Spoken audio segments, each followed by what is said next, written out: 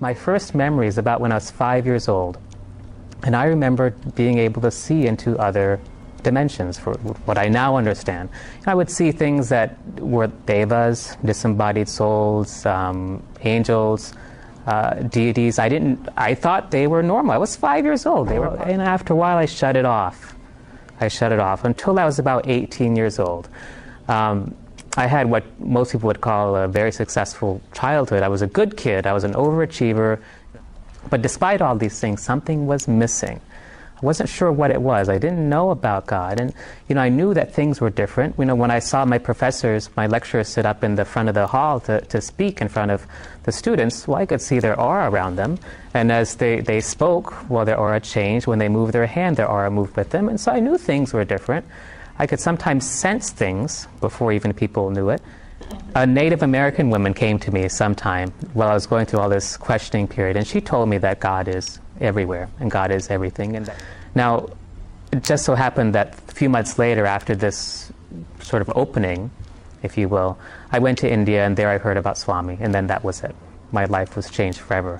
It turns out that my grandfather is a very highly accomplished yogi, highly advanced. Swami is actually called him a Jivan Mukta, that is somebody who's liberated while alive.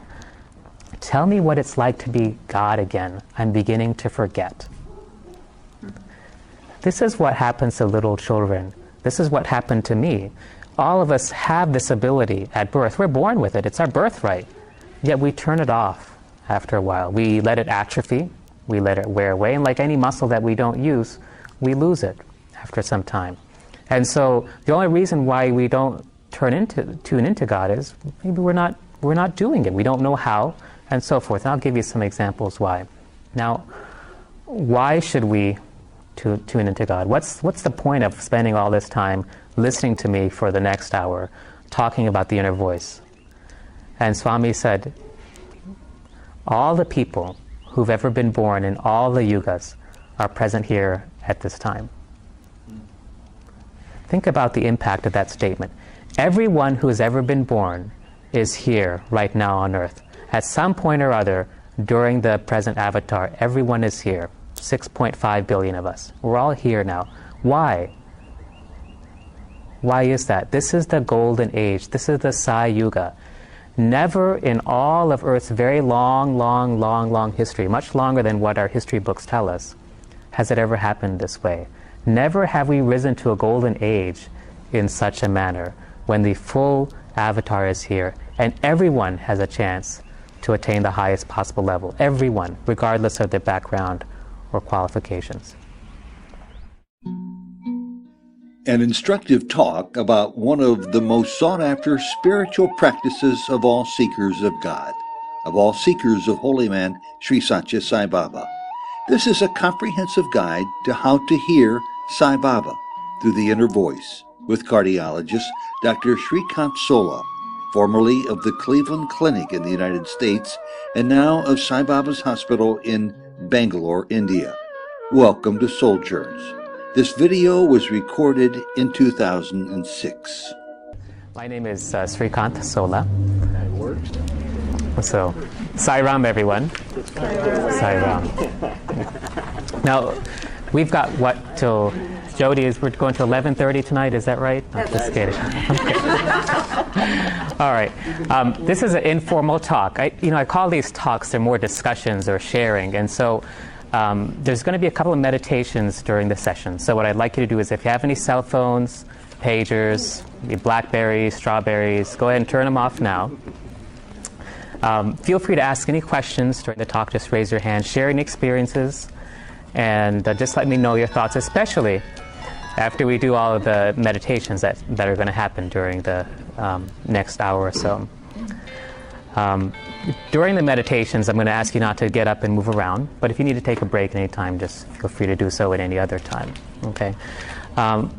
Usually, when I give these talks, I'm given a topic by Swami through the inner voice about usually a day or a day before the talk begins. And so about an hour ago, I was told what to talk, and so that's what we'll speak about today. We're going to talk about the inner voice. How to hear Swami through the inner voice. That is, what the inner voice is, how we can hear it, what are the traps or the faults that get in the way of hearing the inner voice, and how we can tune into Swami's voice to guide us in everything that we do. Now, before I begin, let me just give a little bit of description about myself. Not that this small body sitting before you is important, but that every instrument, no matter how pure, has certain characteristics. A scalpel does the work of a scalpel, a pickups does the work of a pickups, forceps does the work of forceps, and so forth.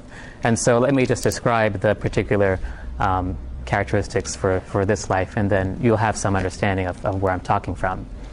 I was born in India to a very traditional family, and came here to this country when I was pretty young, about 5 or 6 years old, and had all my education here.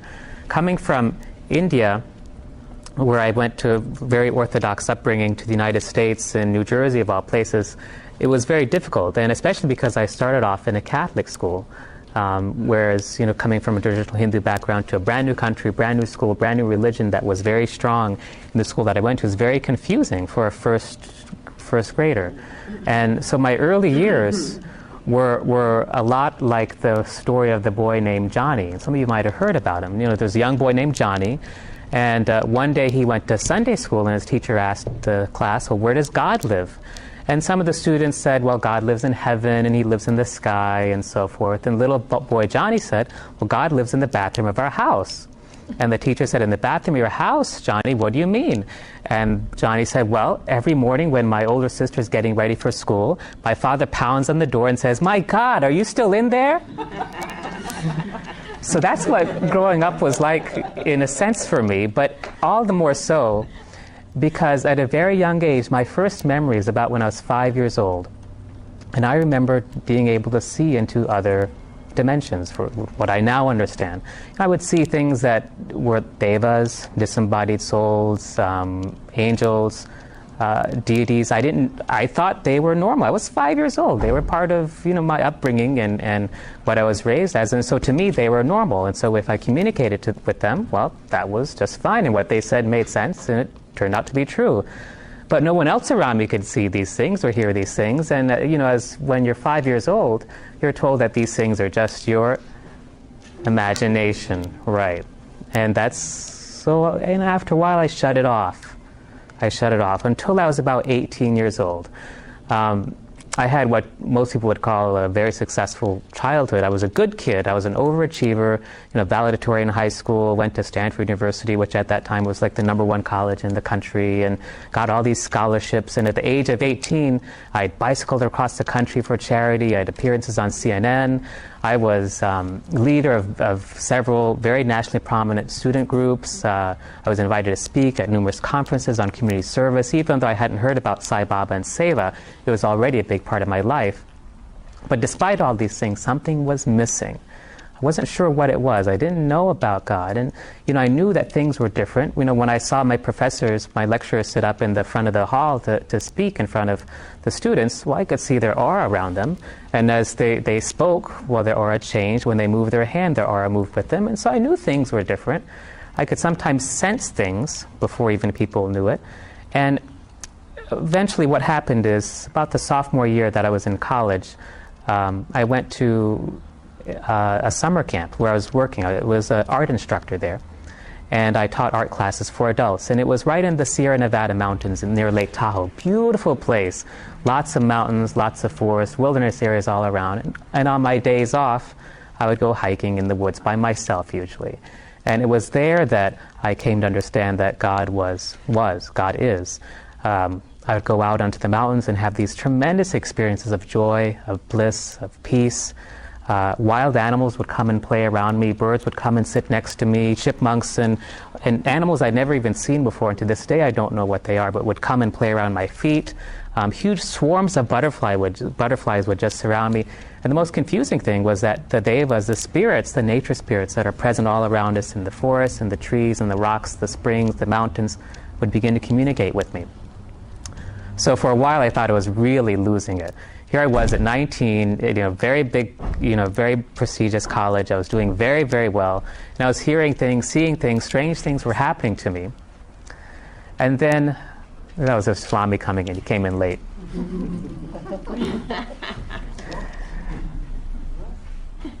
A Native American woman came to me sometime while I was going through all this questioning period, and she told me that God is everywhere, and God is everything, and that He's in nature. And it was very easy for me to see God through nature. Very easy. Even to this day, I can go out for a walk.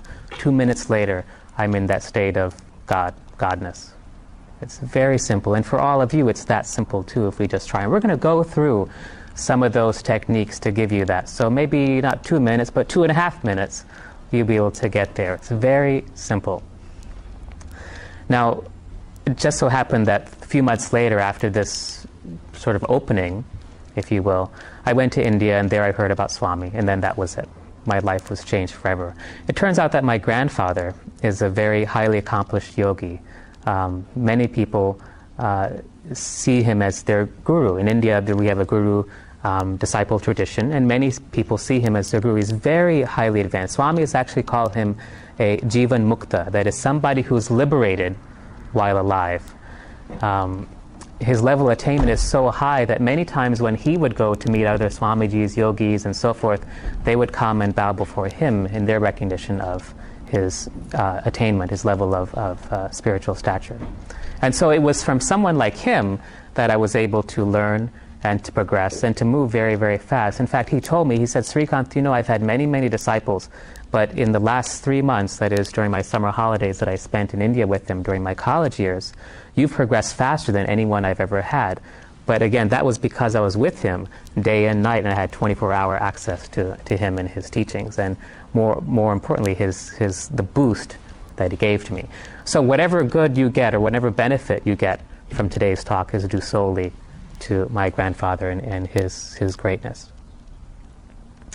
Now, eventually I went on to medical school, and it was a very intense time. That was where I learned to listen to Swami through the inner voice. And we're going to talk a lot about the inner voice during the next period.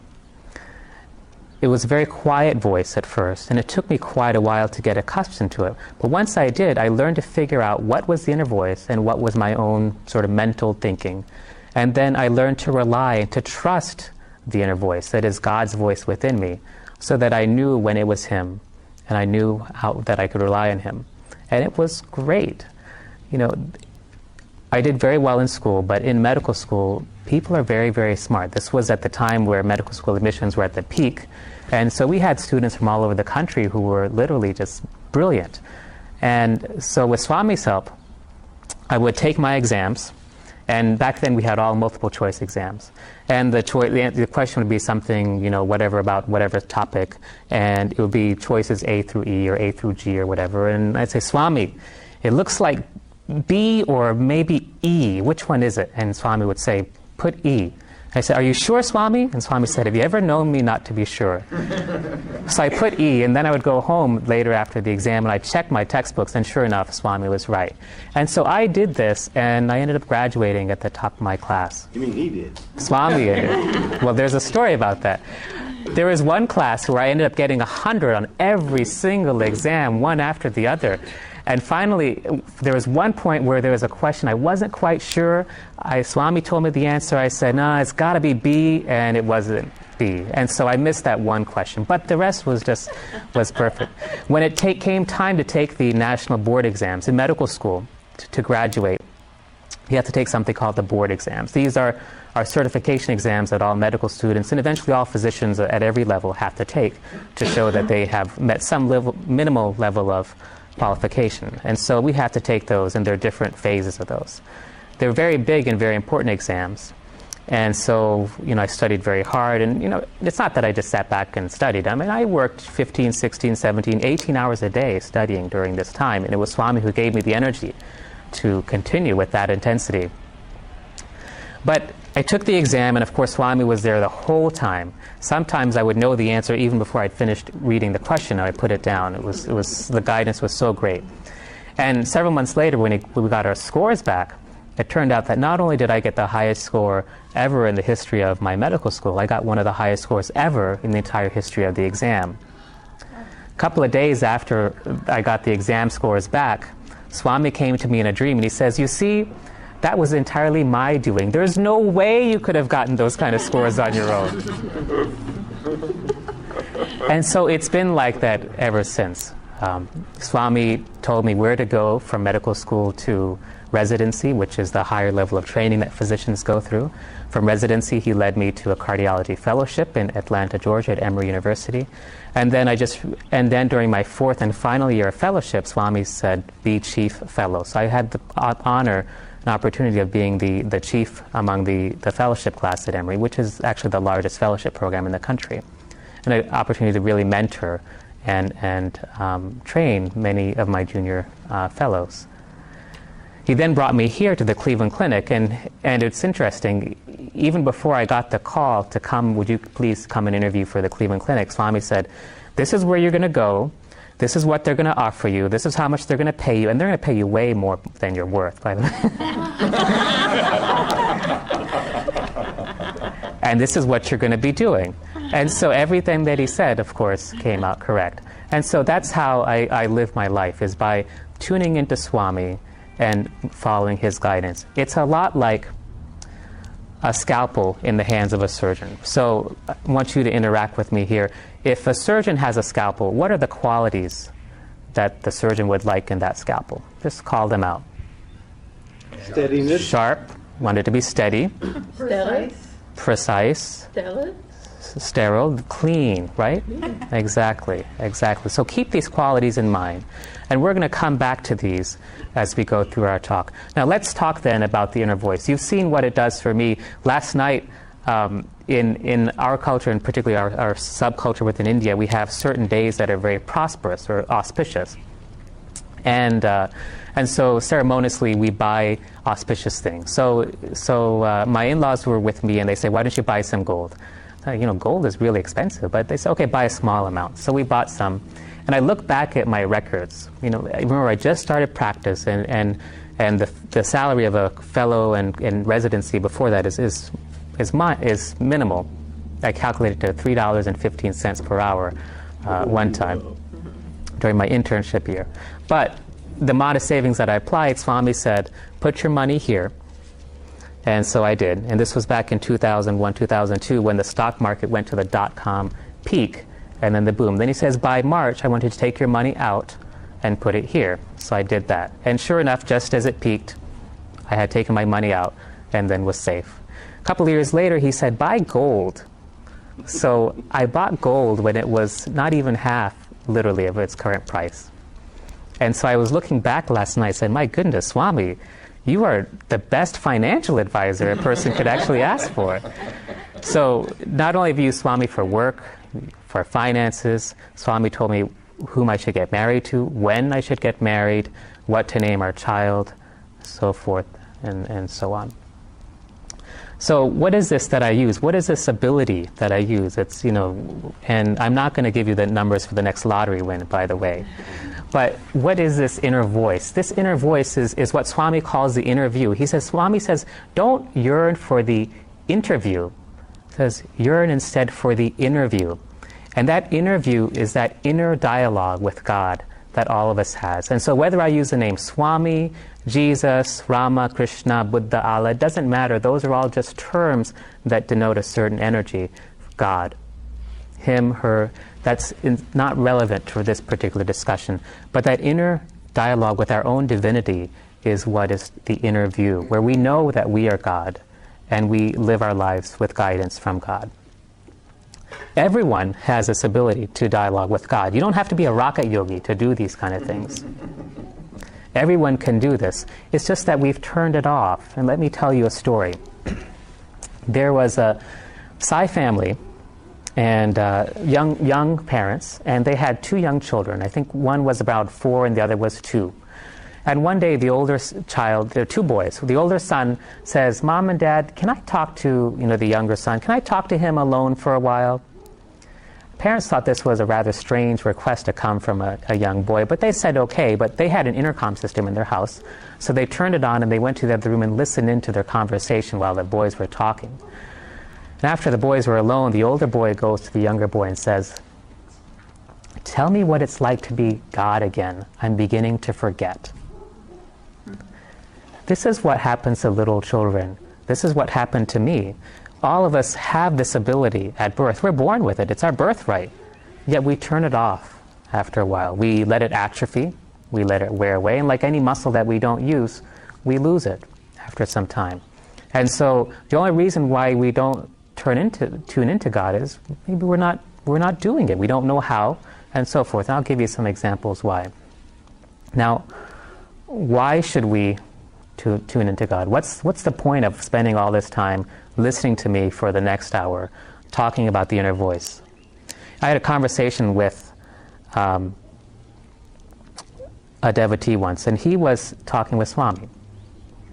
And he said, he was complaining to Swami. He was complaining about how cheap people were. He said, Swami, back in the Treta Yuga, during Rama's time, people gave 50% of their wealth to charity. Then in the Dwapara Yuga, during Krishna's time, people gave 25% of their wealth to charity. But Swami, in the Kali Yuga, this present age, for someone to give 10% of their wealth, even 1%, is so hard. He was complaining how cheap, how chintzy people had become. And Swami said, all the people who've ever been born in all the yugas are present here at this time. Think about the impact of that statement. Everyone who has ever been born is here right now on earth. At some point or other, during the present avatar, everyone is here. 6.5 billion of us. We're all here now. Why? Why is that? This is the golden age. This is the Sai Yuga. Never in all of Earth's very long history, much longer than what our history books tell us, has it ever happened this way. Never have we risen to a golden age in such a manner when the full avatar is here and everyone has a chance to attain the highest possible level. Everyone, regardless of their background or qualifications. Think about that. The first Vice Chancellor of Swami's College, Professor Gokak, very renowned professor in literature in his field, very well known, very studious and accomplished. Swami treated him with the greatest amount of respect. Swami said one day that he was the great sage Kapila, come back from a previous lifetime. At another point, Swami says there are 6 present disciples of Christ living in the ashram at this time. This is back in the mid-80s. Every single one of us is here at this time. Another example. There was once a devotee, this was back in the 60s, and she was just crazy about all these yogis and rishis and everything. And so she went with Swami once to the Himalayas, back when Swami went to Badrinath and the Himalayas and all these places. And so as they're up there, she would go, Swami, Swami, Swami, show me some yogis. Nothing would happen. She said, where are all the yogis? Where are the Swamijis? And Swami joked with her. She said, they've all turned themselves into snow, so people like you don't come and bother them. So they went to one temple called Badrinath in northern India. And everyone came in for darshan, and they saw the deity installed there. And this lady had come out. She had gone to the back of the temple to look around the temple grounds. And as she was looking around, Swami appeared by her side. Swami had walked up quietly and was with her and said, come with me. So they walked down a path between some hills and valleys. And after some time, they stopped, and there was a small path that went down to an old hut. And Swami said, go inside there and look, see what you can find. So this lady, she was middle-aged, very cautiously walked up to the hut, not sure what she would see. And she just very carefully opened the door. And she saw this old rishi sitting there in Padmasana. His hands were still in the typical posture, the hand posture that we use. And his fingernails had grown so long that he had actually grown into the earth, into the ground. He had been there for so long. His mouth was partly open. He had 2 buck teeth and he had a long beard. And it was evident from all the dust and the lack of movement in there that he hadn't stirred for many, many ages. She was so terrified because in the Indian stories, in the Puranas, if you disturb a rishi while he's in samadhi, you can get cursed and be turned into a stone or some rock or slug or something. So she quickly ran back to Swami, and Swami said to her, that was Vasishta, the great rishi, Mahabrahma rishi, the one who was created at the time that this universe was created. Such a great rishi. He was Rama's guru to Sri Rama and had been present many, many ages before then. Such beings are present now, and some of you are probably those same great beings. All of us are those same great yogis, those great giants of past that have come again at this time for Swami's work. During the time of Rama, you were probably the monkeys that were hurling boulders over the walls into Lanka. During the time of Krishna, you might have been the gopis who were playing with Krishna when he was a small boy. And you're here now for Swami's work. But because of Maya, because of the influence of Kali Yuga, we've forgotten how to tune into God within. We think that Swami is somewhere way off in Puttaparthi and forget that we can connect with him at any time. So if we can do that, why can't we do it? What's happened? Well, I talked a little about that. We said we forget. But what is keeping us from tuning into the inner voice? And there's a number of things. First of all, it's like any relationship. You know, if you and I want to have a relationship, it takes time. We have to give time to getting to know each other, to be able to talk to each other, to know our listening styles, our speaking styles. We have to know, I have to get to know my own fears and wants and the things that you want from me. It takes time to do that. And so like any relationship, we have to put the time and effort to develop it. And we don't do that because we don't know how, but we're going to cover that today. Sometimes we don't do it because we're too tired. Happens to all of us. We suffer from what I call WMDs, the weapons of mass distraction. And you know what they are: internet, cell phone, our work, our worries, television, newspapers. Exactly. We all have them, and they're all different for each of us. Sometimes we don't tune in because we misunderstand what Swami is saying. And I'll tell you a story. There was a monk, a Buddhist monk, who lived up in the Himalayas in Nepal, and his job was to translate all the sacred scriptures. And so one day he was downstairs in the cellar, in the storage area where they kept all the great old textbooks, and the monks upstairs heard a loud cry, a big shout, and they all ran downstairs to see what would happen. They thought maybe he'd been hurt, something had fallen on him. And they got down there, and the monk was sitting there in front of this textbook, and they all came by and said, "What happened? What happened?" And the monk looked at the textbook and he said, "It says celebrate, not celibate."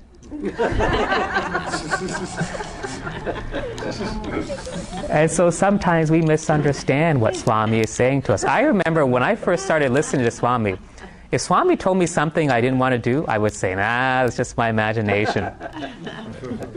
And so we do that all the time. Whether it's conscious or subconsciously, we do that.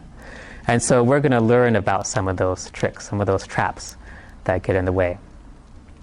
Okay, so we learned about what the inner voice is. We learned about why it's important to listen to it. And we learned about some of the things that keep us from listening to the inner voice. Let's spend the rest of the time actually getting to know the inner voice. What it sounds like, what it feels like, what it senses like. Let me give you an example. Let's say you're called into an interview with Swami. And so when you walk into that interview room, how are you going to perceive Swami? You're going to use all of your senses, right? You're going to look at Swami, so you're going to use your eyes. You're going to hear Swami, so you're going to use your ears. You will hopefully feel Swami, so you'll use your sense of touch. And you may even smell Swami from the vibhuti or that wonderful jasmine fragrance that he has. And then you'll use your mind, your knowing, to sense what Swami is saying to you. And so we have inner senses that we can use to perceive God as well. The seeing, the vision, all those things are outer senses. We also have the corresponding inner senses that also allow us to hear, feel, sense what Swami is saying. Now, I do a full inner voice workshop that's 3 hours long, so I'm not going to go over each and every sense, but let me just briefly describe them, and then we're going to focus on the first sense, which is inner hearing. Sometimes it's called clairaudience in some circles, but this inner hearing, that is hearing the voice of God within you. There are other senses. Sometimes they're called inner seeing or clairvoyance. Sometimes they're called inner knowing or clear cognizance. And sometimes it's an inner feeling or clear sentience.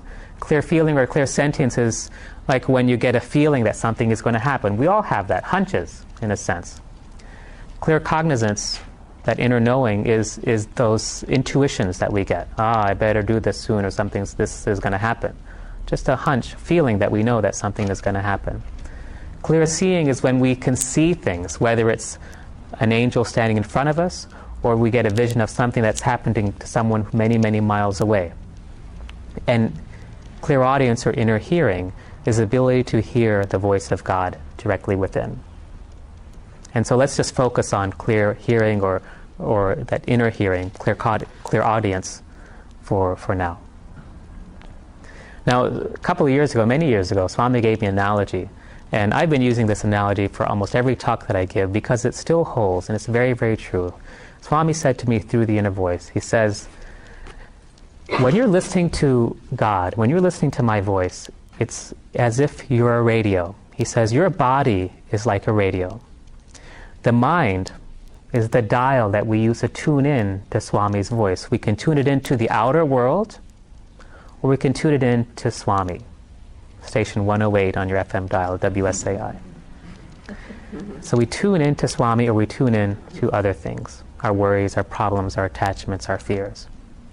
He says, your devotion to me, your bhakti, is the antenna that you use to pick up my signal.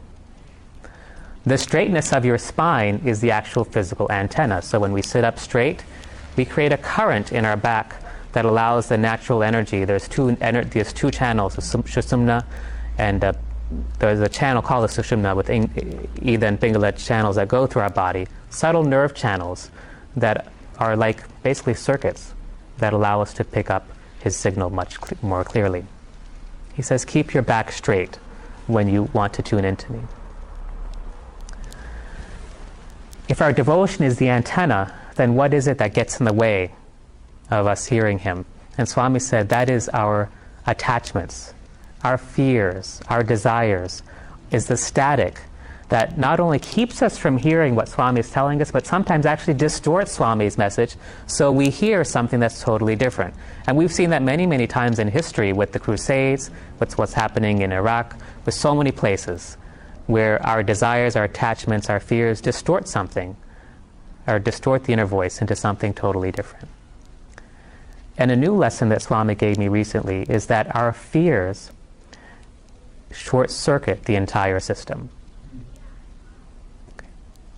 Think about that. Our fears will short-circuit our entire system so we can no longer hear what Swami is saying.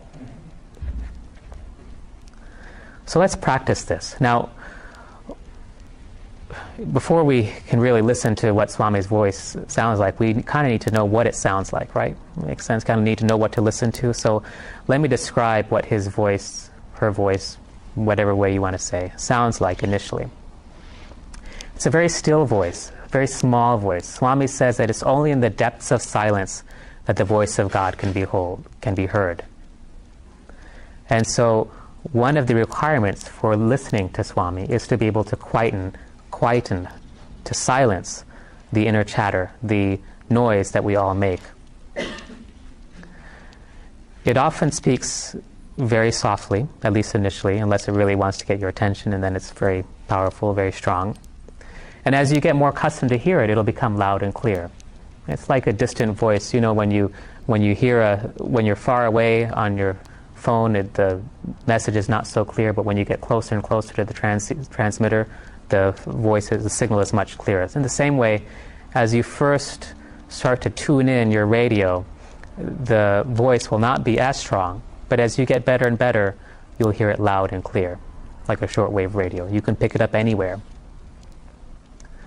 Swami's voice always speaks very uplifting, which is different from the ego voice. The ego voice puts other people down, it puts you down, it's negative, it's inconsistent from one time to another. Swami's voice is always uplifting. It never puts anyone else down, never puts you down, although it may correct you. It won't punish you. Swami does not punish, he corrects.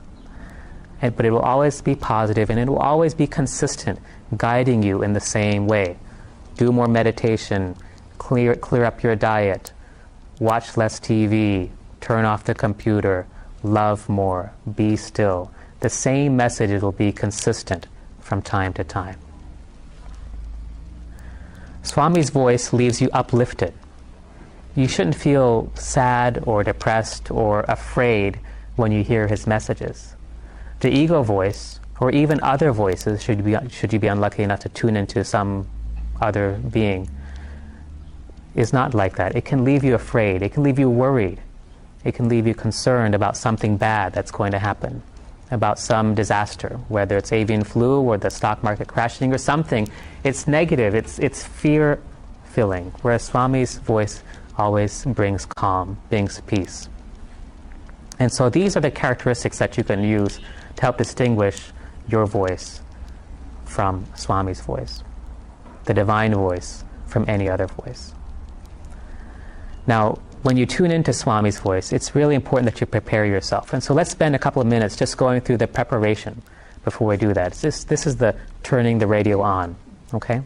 And so this is what I call relaxation, reception. We're all pretty good at this, although sometimes we tend to be a little bit too uptight. So we're going to just practice relaxing ourselves. So here we're going to have a meditation exercise. Okay, so what I want everyone to do is sit up comfortable, but sit up straight. Keep both feet on the floor if you can, or if you're sitting down comfortably, if you want to sit cross-legged, that's fine. And what I want you to do is start with 3 very deep breaths. Go ahead and rest your eyes closed softly.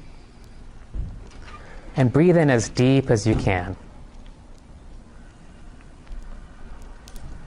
And now take your right hand and put it on your abdomen. And as you breathe in, inhale with your abdomen so that your hand moves out with each exhalation.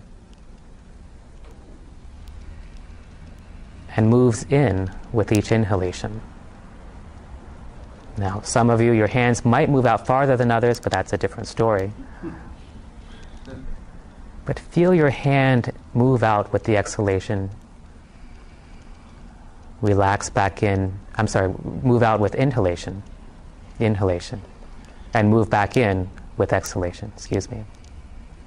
If your shoulders are moving up when you inhale, that's incorrect. Your shoulders should be steady and relaxed. Your chest should be relaxed.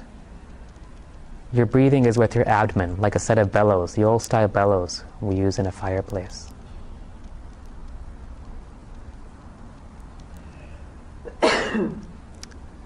And now as you inhale, feel that you're drawing Swami's energy into you.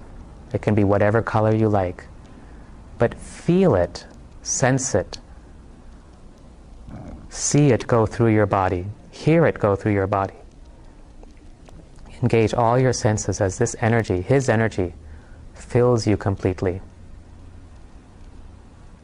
And exhale all your negativities, all your worries, your concerns, your impurities. Let them just simply be floated away by his energy.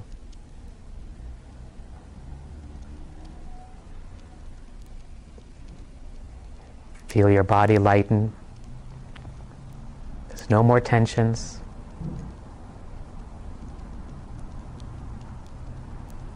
Your muscles are relaxed.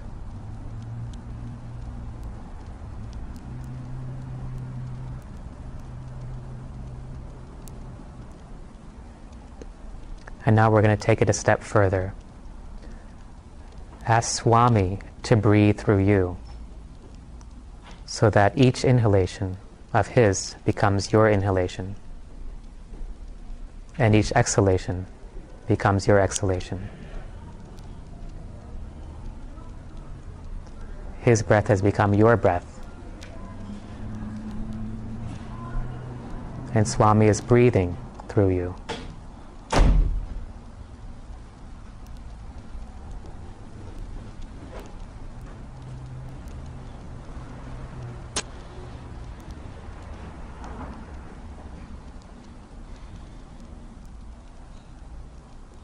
Feel the bliss of his breath as it moves through your body. Keep the breath very deep.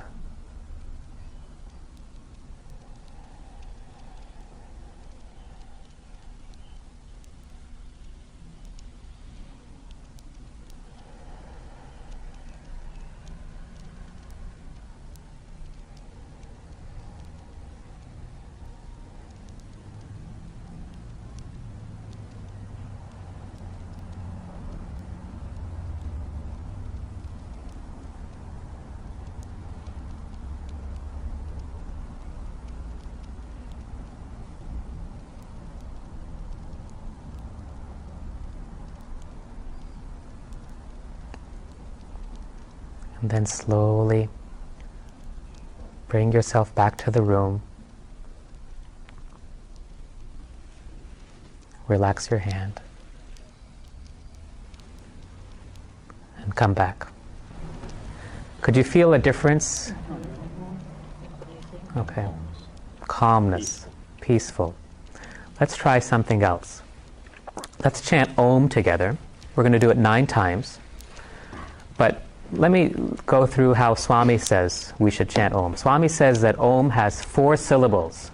A, U, M, and then silence. The A, or the Akara, stands for spiritual success. The U, or the Ukara, stands for worldly success. And the M, or the Makara, stands for merging with God. And the silence that follows these 3 syllables is Brahman, is God itself. A, U, M, silence. Now, there's a circuit to be made when we chant Om. And by chanting Om, I'm talking about when we do Omkara. Chanting it 9 times, 21 times, or so forth. Swami says that the sound of Om should begin at about the level of the navel in the back. And as you chant the it comes up towards the top of the head. And as it crests over the head, it becomes U. It doesn't have to be so dramatic, I'm exaggerating it, but Om.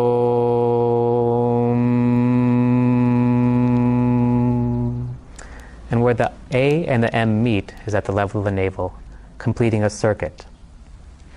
And then pause for silence afterwards. A, U, M, pause, silence.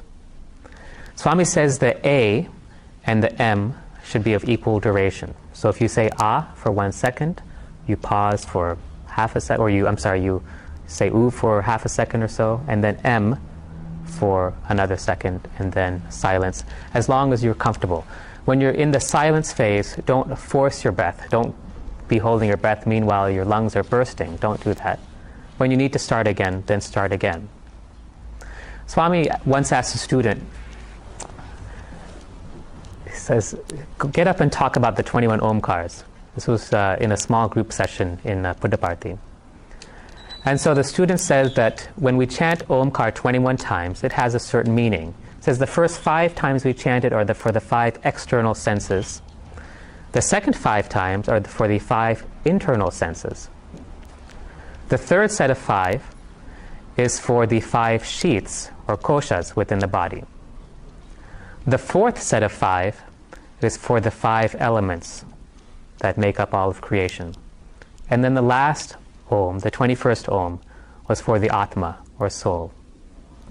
Swami then went on to add an additional explanation for why we should chant Omkar 21 times each day. He says when you do this in the morning, it creates what we call in Hindu terminology the Sudarshana Chakra, the discus of God, the divine weapon that protects his devotees.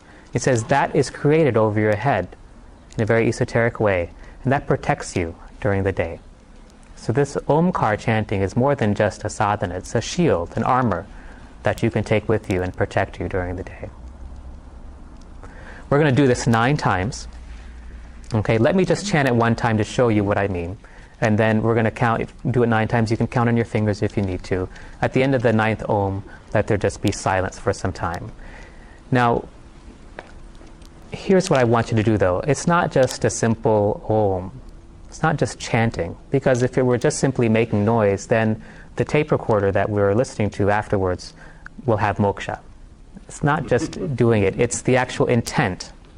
And so let me chant Om 1 time for you. And then we're going to talk about the intent with which we chant.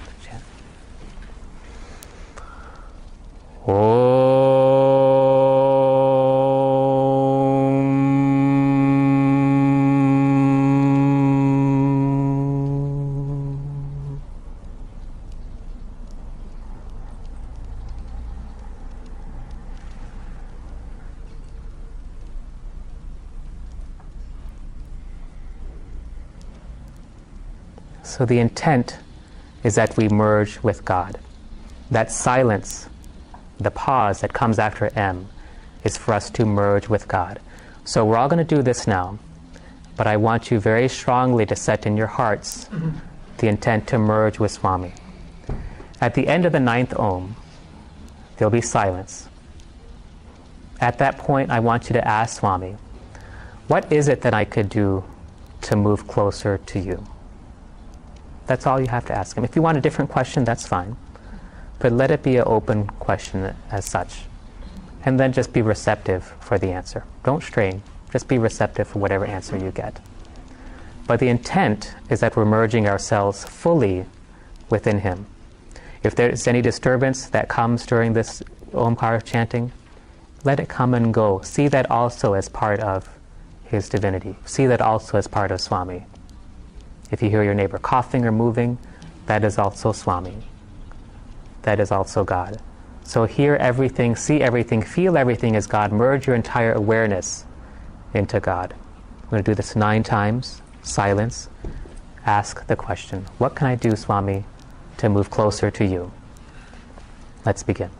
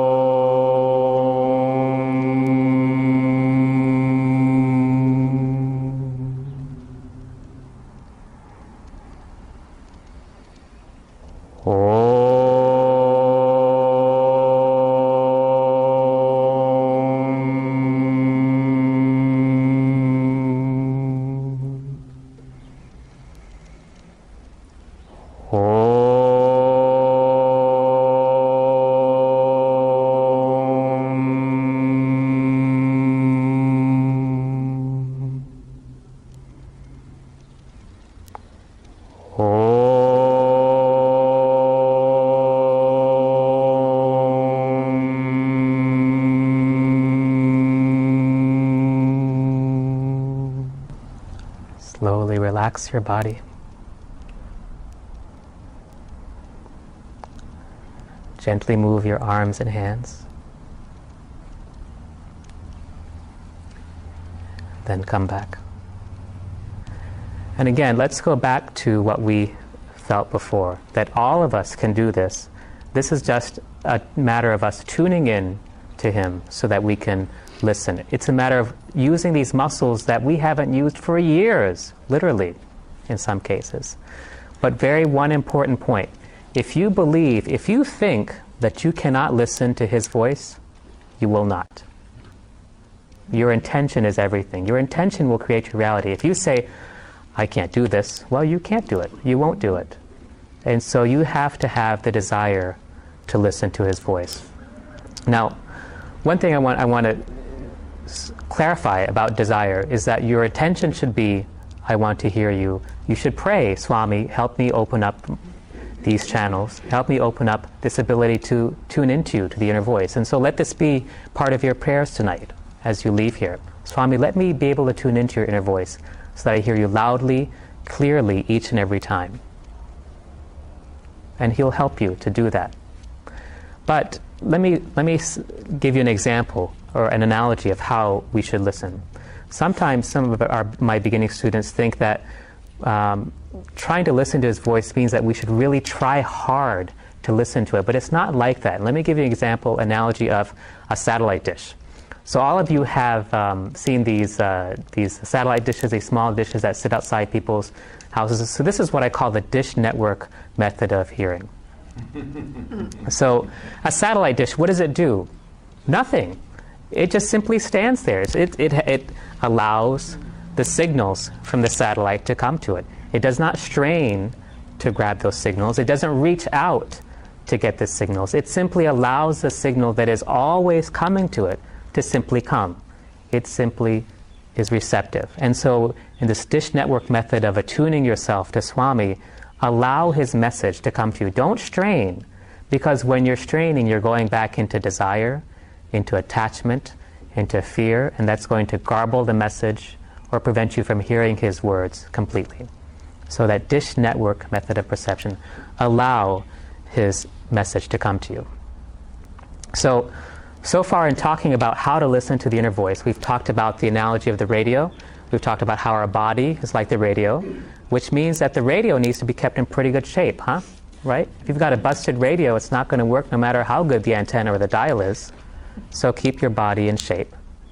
As I go around to different psi centers, I'm amazed, and this is the cardiologist in me coming out, so forgive me. I'm amazed at how stagnant our energies are.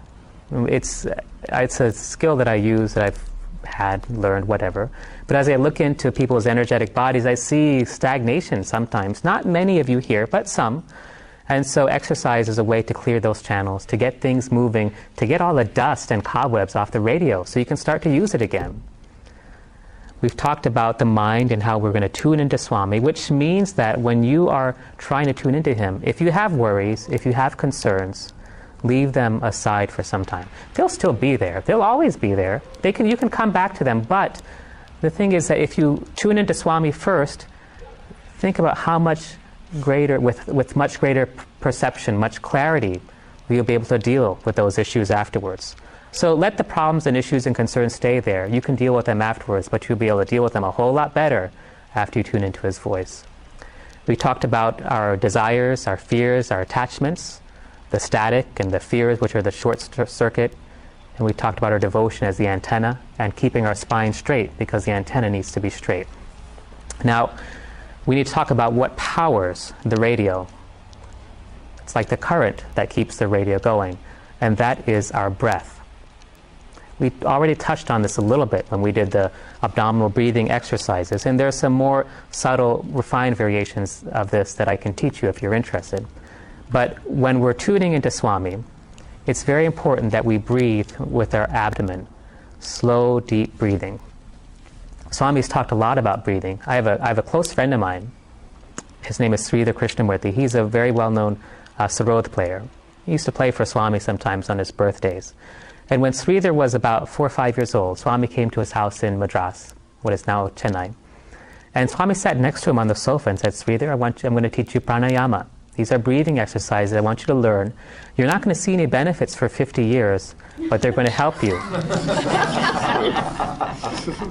And so Sridhar was 4 or 5 years old. He said, okay. And so Swami taught him these very simple exercises, and he's been continuing them. Now he's a highly advanced yogi, very close to Swami on the inner plane. So Sridhar went, when he was about 6, a guru came from the Himalayas to his house. The guru was known to their family. And the guru looked at Sridhar's hands, and he says he's meant to be a sarod player. Now this guru was what we call a nada yogi, that is someone who uses sound for healing. And so he took Sridhar at the age of 6 to the Himalayas, where Sridhar studied for the next 25 years, living in the caves of the Himalayas. Let me just give you an example of their lifestyle. So when they were learning to play, they had a cave where they had different pictures from the Puranas, the Indian stories, different paintings on the inside of the cave, or the walls of the cave. And so one student would be inside the cave, and the guru and another student would be outside. And the student inside the cave would have to pick one picture and describe that picture through music. And that's how they learned to play with emotion, with bhava, feeling. And so this is the kind of education that Sridhar got. Now one day Sridhar was with his guru. He was about 13, 14 years old. And his guru said, get ready, somebody is important is coming today. So they cleaned up. I mean, they didn't have anything to clean up. It was really rocks and, a couple of bags of flour. But they got everything ready, and they were all set, and a young man came through to their camp. And Sridhar's guru touched this young man's feet. This young man touched Sridhar's guru's feet. They had lunch together, which back then was 1 chapati per day. And afterwards, they had some talk on sadhana and spiritual matters, and then the young man left. That young man was Babaji, the great master. So these masters who live in the Himalayas use the breath as their channel to communicate with God. That's why the reason I'm telling you these stories, I want to impress on you how important the breath is. There's a place in the Himalayas, won't describe the name, but in that place it's about 14,000 feet elevation. Very cold. I mean, 14,000 feet is pretty high up. And so these yogis live there year-round, winter, summer, and so forth, and they keep their bodies warm through this pranayama, through breathing. They've learned to regulate their energies through the breath. They learn to keep themselves warm through the breath. They learn to cool themselves off through the breath. They learn to survive in the minimum oxygen at that level through the breath. And Swami has talked about them to certain individuals about their yogic practice. This is how important the breath is. Now, there's a story. People in the Himalayas are so advanced that many of them live on breathing. So, in fact, they actually started a restaurant to cater to these people. And they don't serve any food there, but it has a wonderful atmosphere. So, being curious, I went there one day just to check it out. And as I was walking in, there were these 3 yogis, sadhus, walking out. They had clothespins on their nose. They were fasting.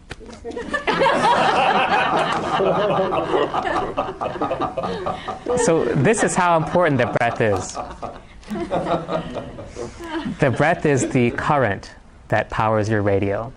When the breath turns off, the radio loses its power.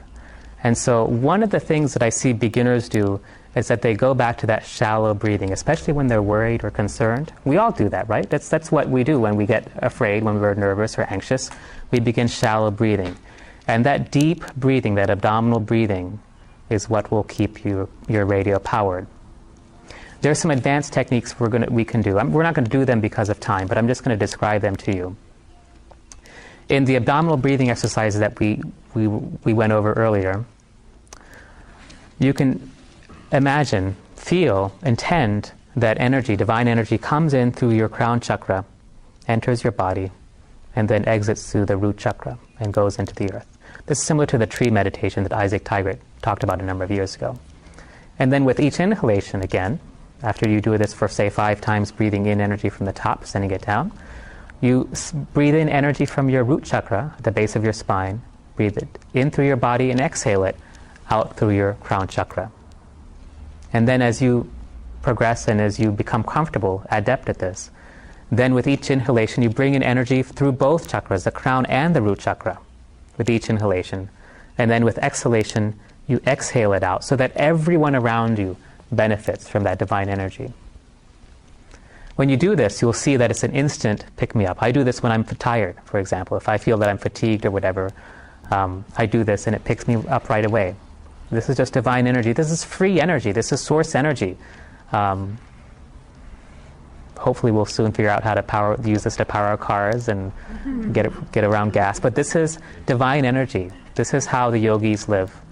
And this is how you can bring your body up to a much higher level. Now, I want to focus on the breath because it's so important. And I want to teach you the Soham meditation as Swami teaches it. For those of you who've been to the meditation workshop I gave a couple of weeks ago, or months ago now, we talked about this before, but it's always worth repeating because it is so very, very important. Swami says that Soham means I am that, I am He, I am God. And he says that our breath repeats this mantra, Soham, every single time we breathe.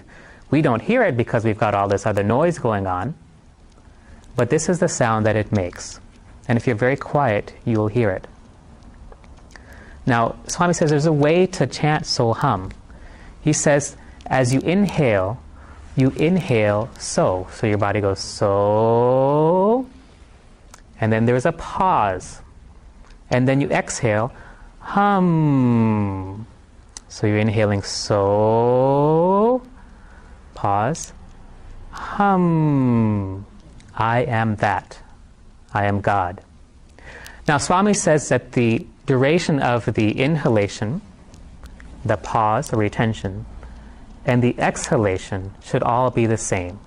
So if you inhale so for 1 second, you pause for 1 second, and then you exhale hum for that same amount of time. So, pause, hum. Now, we're going to practice this in a moment. Remember that our intention is everything. One of the things that I've learned as I give these talks and workshops is that many of us have a tendency to keep these things in our head. These are exercises that we do to come closer to Swami. But what happens then is just simply a mental exercise. And that will eventually get you nowhere. It's not the mental exercise that we need, it's the heart-to-heart opening that's required. And so what I intend for you through these exercises is for you to open yourself up to the Swami within you, to the inner Guru, so you can have the inner dialogue. And so when we practice these exercises, don't make it just a mental exercise. Okay, so, pause, hum. That's not the point. So, you're merging into God. Pause, that silence of God. Hum, the exhalation, the breath of God moving through your body. Feel it. Sense it moving through you. Make it a part of your body. As you progress, as you become adept at this, eventually you will start taking in divine energy with every breath, combining what we just talked about with the abdominal breathing exercises, and so hum. So now you say so, bringing in energy through the root chakra, the crown chakra, pausing and feeling that divinity in that silence, and then exhaling hum, so that you exhale and encompass everything around you. You become everything around you. Everything is in you, and you are within everything. And so let us practice this. Don't make it a mental exercise. Make it a heart-to-heart opening, so that you become fully open and fully aware of God. Let yourself merge into Swami through the practice of this. Now, one very important thing. Before you do any of these exercises, I want you just to relax your body and start with 3 regular, deep breaths. And then let's go into so hum. Practice at your own rate, and we'll do this for a few minutes, merging into Him. 3 deep breaths.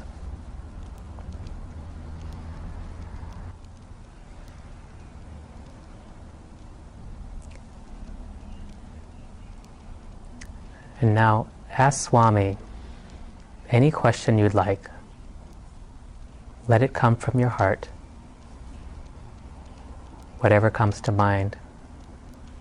And just be silent and receive the answer. As you go through these exercises, you'll feel surges of energy through your body. The way my grandfather described it, actually is the same way that Swami described it. He says that each of us is like a light bulb. Some of us are 40-watt bulbs, some are 60, 100, some are 1,000 watts. And what happens is, as we do these practices, we start to move things around. Channels, nadis, flows of prana or chi that have never moved through certain places start to get moving again.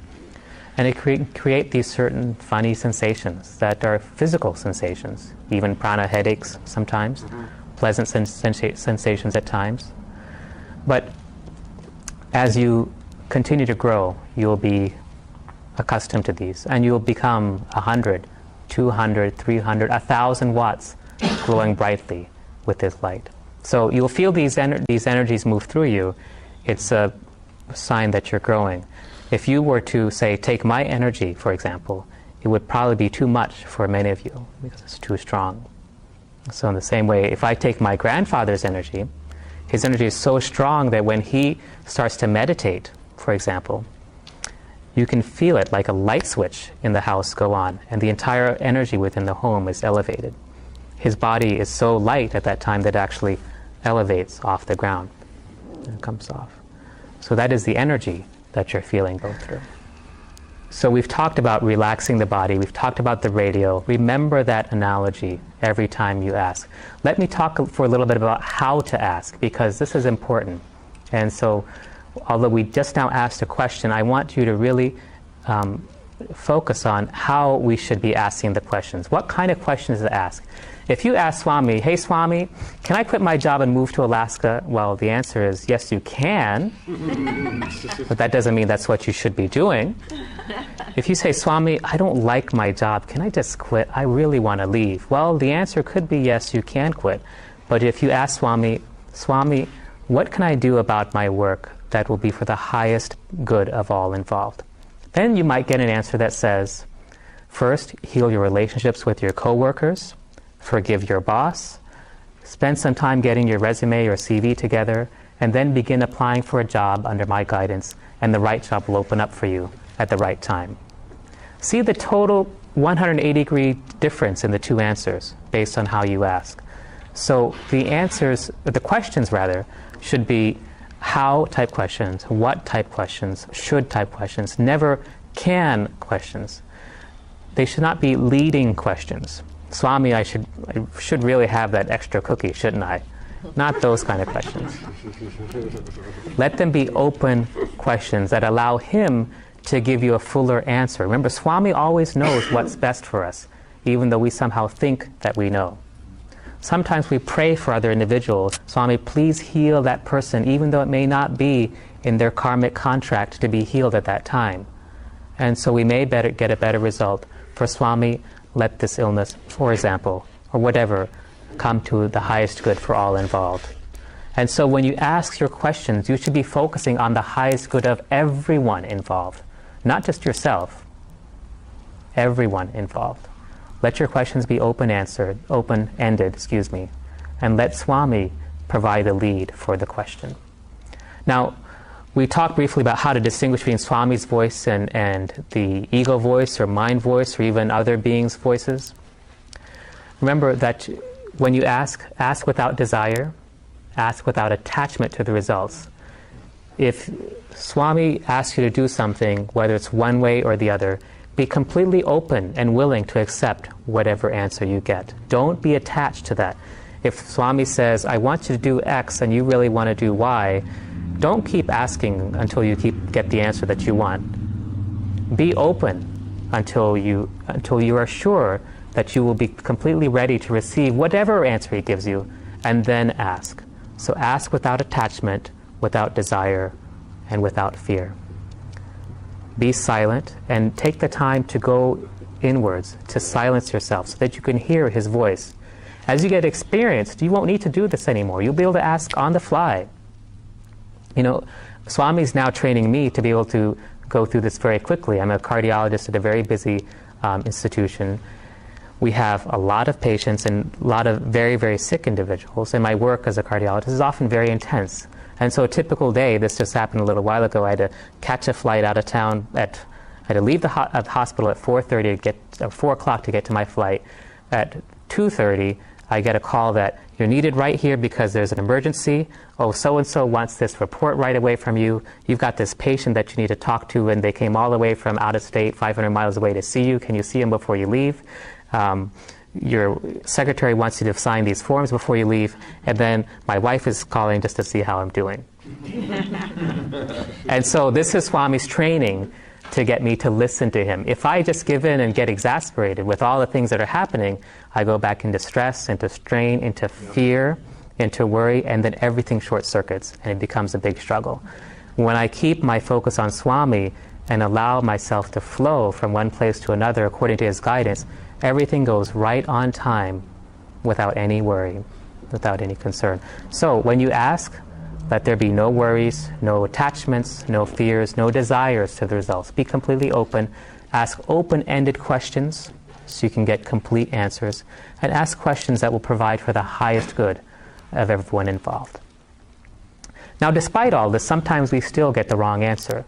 And as you all leave here today, I want you to try to mull in your mind the things that you've learned and practice with small things.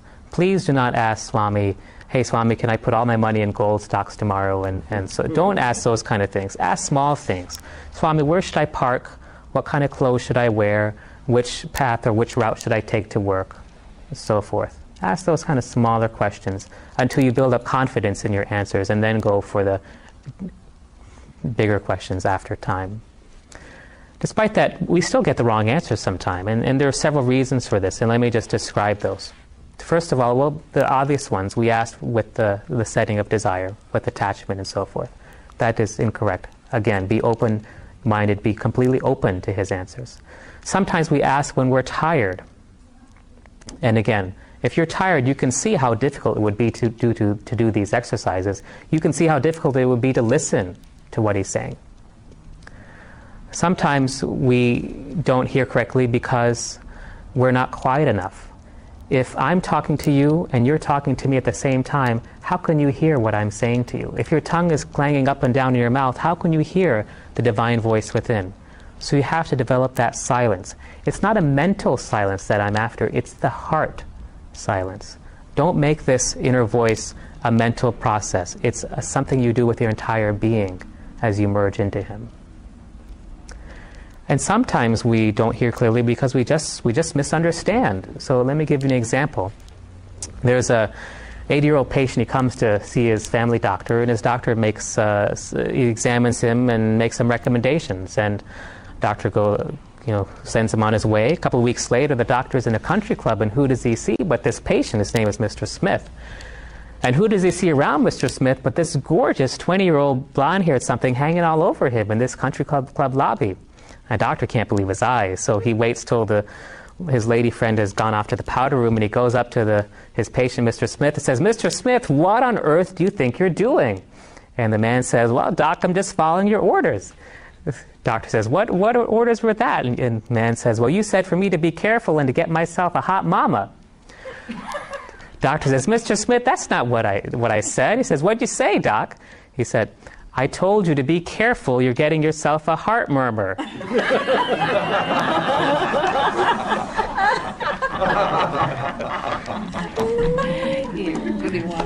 And so sometimes we hear exactly what we want to hear. We hear what we want to hear. Swami tells us to do something that is correct, that we don't want to do. We say, "Oh, this shouldn't." We hear what we want to hear. So be very careful about that. Okay. I think we've got a couple of minutes for questions. Or it's auto-suggestion. How do you discern between my answer to my question about which path should I take to work and Baba's genuine answer to me? Go back to your radio. If you want to tune in the radio properly, you don't just turn it on and listen to any old thing that comes out, right? You have to make sure it's plugged in, make sure the antenna is straight, make sure it's turned on properly, you've got it powered with your breath. Make sure you tune it into the actual station you want to listen to with your mind, and then be willing to listen to what comes out of it.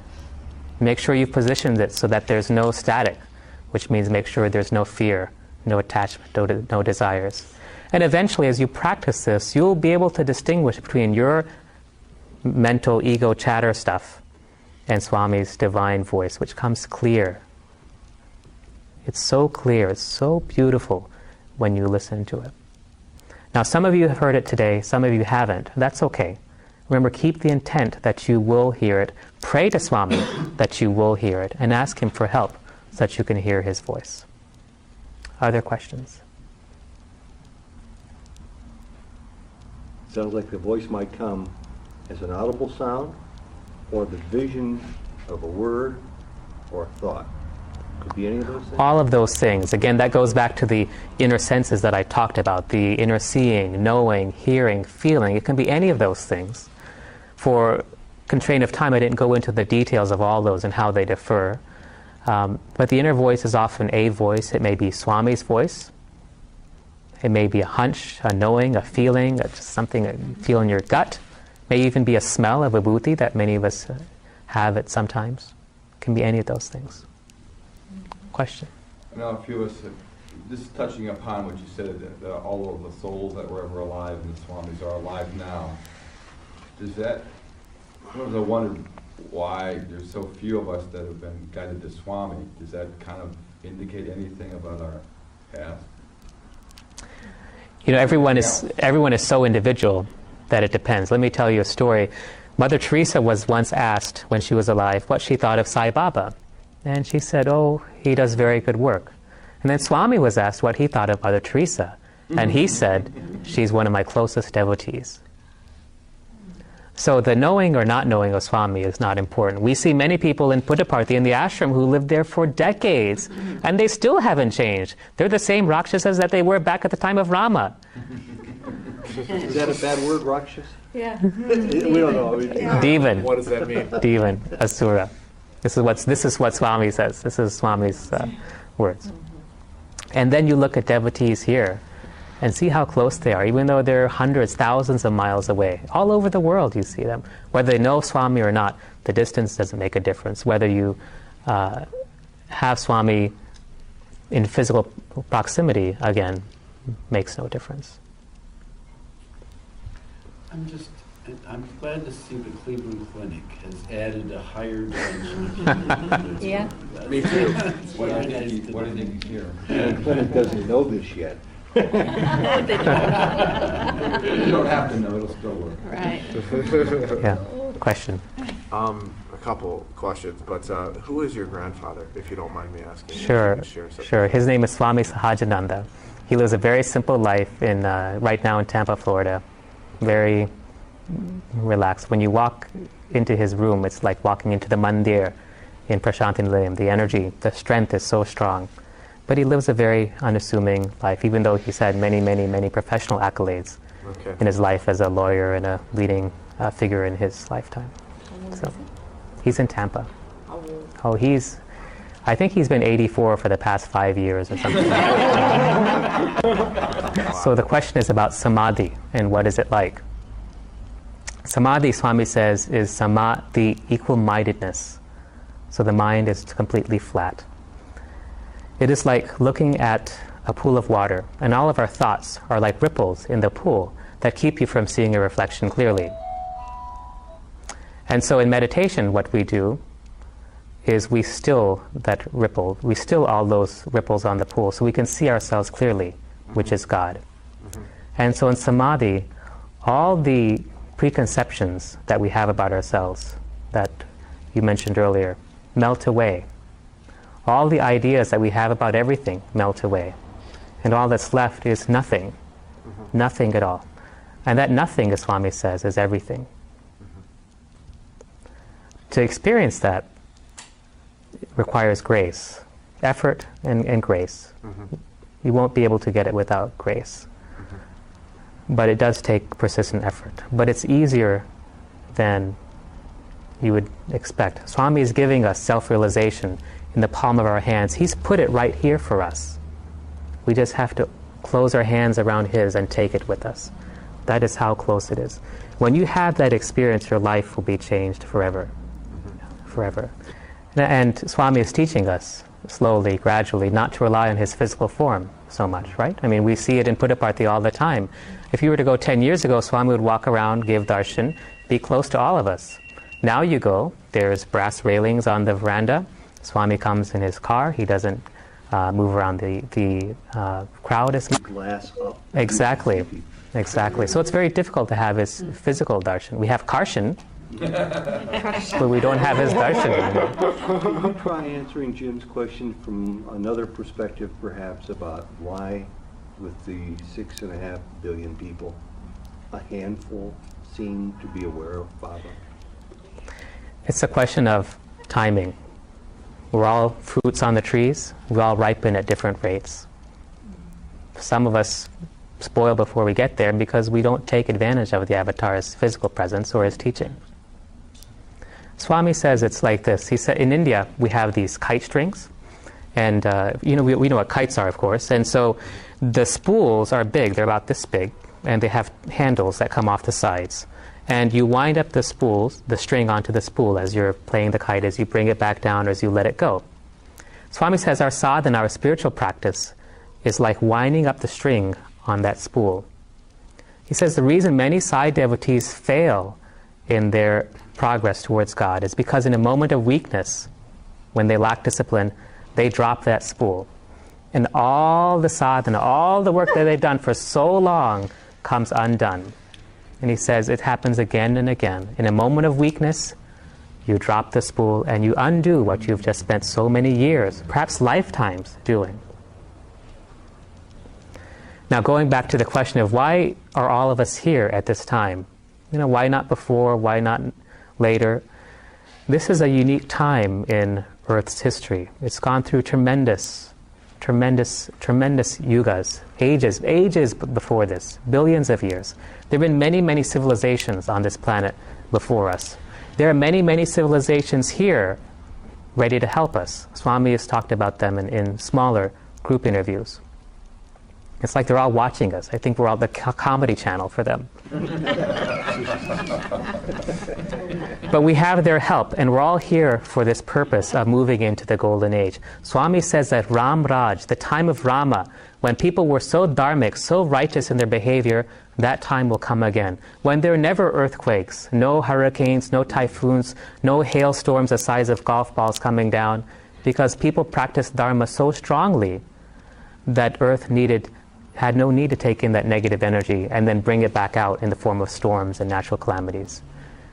Everyone was so righteous that truth reigned, and that time will come again. But it has never happened in this way. It has never happened in a way that everyone has the chance to rise into the Golden Age. Now, one thing about this point about all of us being present at this time, this is the Golden Age. It's beginning. Swami says the Golden Age begins in each person when he or she loses all their negative qualities and embraces God fully. That's true. But in order to get into the Golden Age, the time has come now where all the tests that we have, and there are always tests, have to be passed with 100% marks. In other words, if you come to a life test and you get 90%, you've got to go through it again and again and again until you've mastered that test. This is the lifetime where all the lessons that you've learned in all the previous lifetimes are going to come into play. Everything that you've done before, all the years you spent as yogis, as kings, as queens, as villains, as saints, all those lessons come into play now. This is the lifetime. This is it. Everything that you've learned has to be put into play now. There's no point in delaying anything. So when you come across different teachers, they're all teaching you the same thing. Move on, continue to grow, progress, and know that you are God. This is it. So don't waste this chance that you have. I don't know. I'm kind of getting what she's meaning is, if I know Swami is the right one for me, how do I keep from going to somebody else and saying, you need to go to Swami and hear the truth? Is that what you kind of mean? That's what I mean then. I'm saying you get so told about stuff, you say, this is the way, and you should know about him too. And it may not be appropriate from that person, but that's probably a common temptation. It's a mental hang-up to be caught on a particular path or a particular way. Some of you hear my words today, and you don't quite connect with some of the words that I've chosen. The words themselves aren't important. It's the direction that they point into. They're just signposts that tell you where to go. The things that I say, that I speak, that Swami speaks, are just signposts along the way.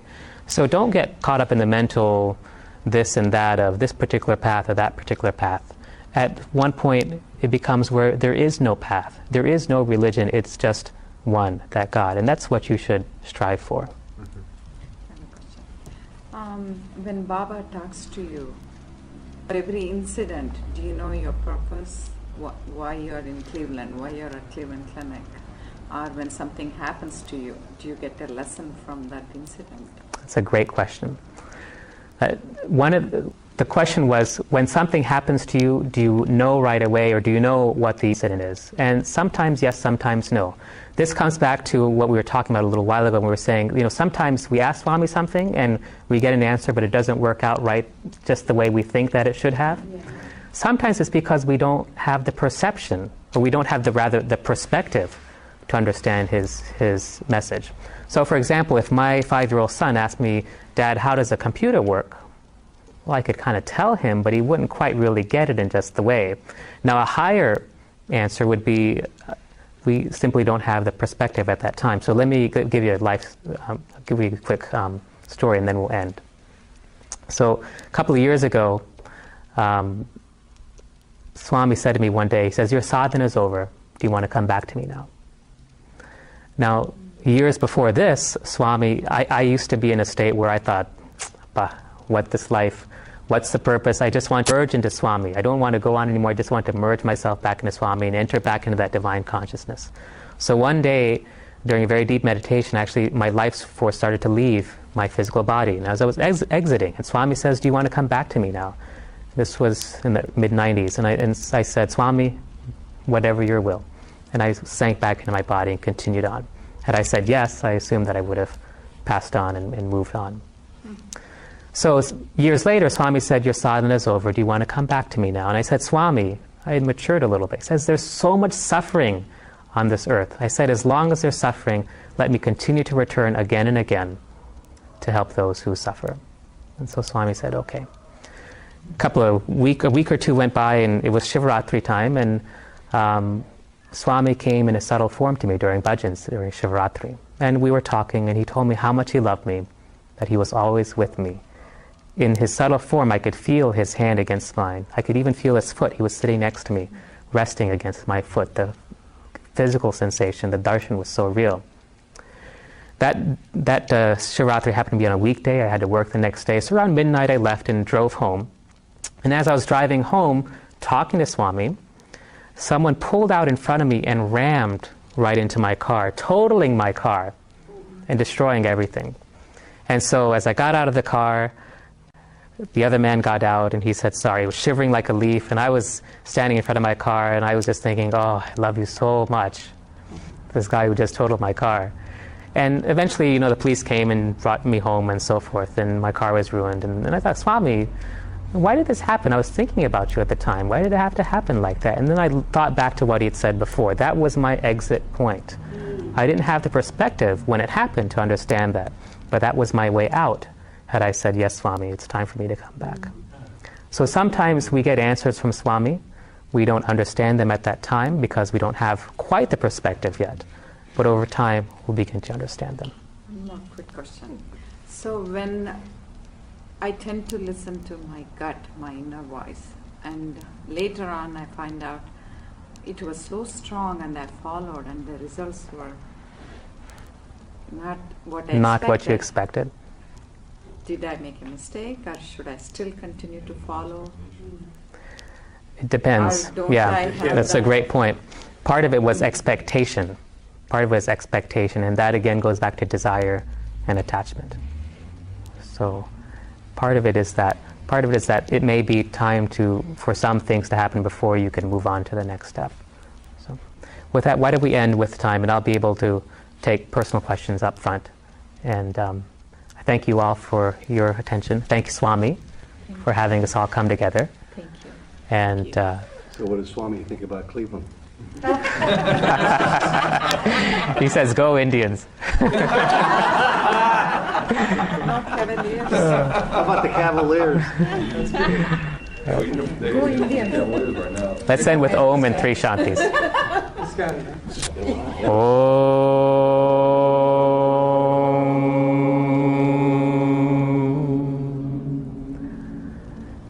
Shanti, Shanti, Shanti.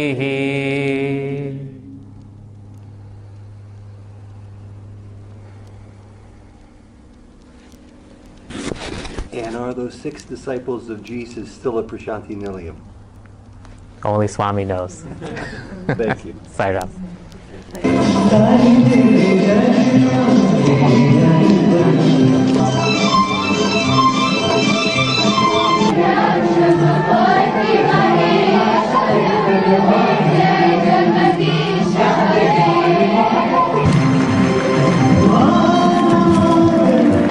We will take part in the annual sports and games of Sri Sathya Sai.